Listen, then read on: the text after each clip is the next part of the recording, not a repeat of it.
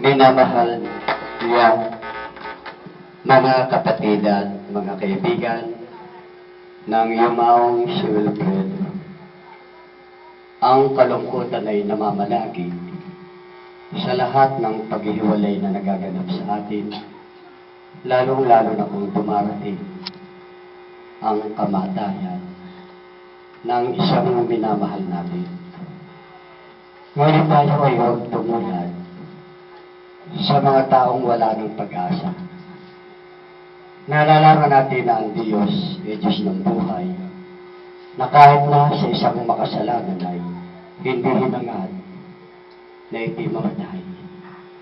Kundi bagkus ay lalo pang inilalawig ang ating buhay upang tayo makagawa